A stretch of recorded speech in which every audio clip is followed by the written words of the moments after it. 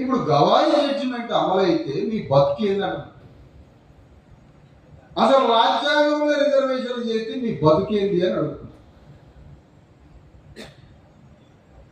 గట్టిగా మొత్తం ఉంది.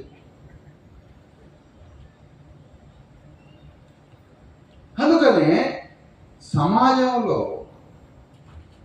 మనం చేసే క్రియలు ఏంటి అనేది మన ఫండమెంటల్ పాయింట్. ఏ కులం తన సంపూర్ణ వికాసవంతమై తన సంపూర్ణ అభివృద్ధి పడి ఏ కులమైతే ఉన్నతంగా అత్యద్భుతంగా బతుకుతుందో ఆ కులానికి బలమైన కుల సంఘం ఉంది.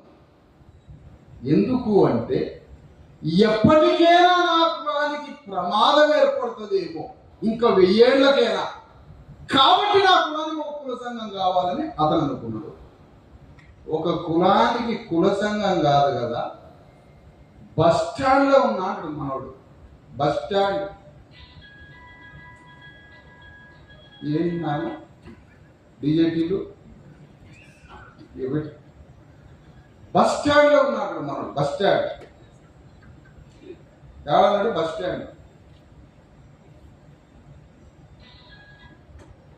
అలాంటి వ్యక్తి ఏమీ లేని నిరాశ్రయుడైన జీరో, భూమి మీద ఏమి లేని కులానికి కుల సంఘం, అన్నీ ఉన్నవాడికి కుల సంఘం ఉంది. మరి నువ్వేందుకు పెట్టు కుల సంఘం అంటే, నాకు 1000 ఏళ్ల తర్వాత నా కులానికి ఏమైనా ప్రమాదం వస్తే కాబట్టి ముందుగానే రెడీగా పెట్టినా అంటున్నా. ఏమి లేకుండా కుల సంఘం ఉంది. కుల సంఘం పెట్టడం తప్పు కాదు. ప్రాలిటేరియట్ రెక్కలే ఆస్తిగా బతికే కష్టజీవులకి, తన కష్టజీవుల వర్గానికి, తన వర్గ విముక్తికి సంఘం పెట్టకూడదంటే వాడంత నీచపు నాకుడు కూడా ఉంటాడు ఆ ప్రపంచం.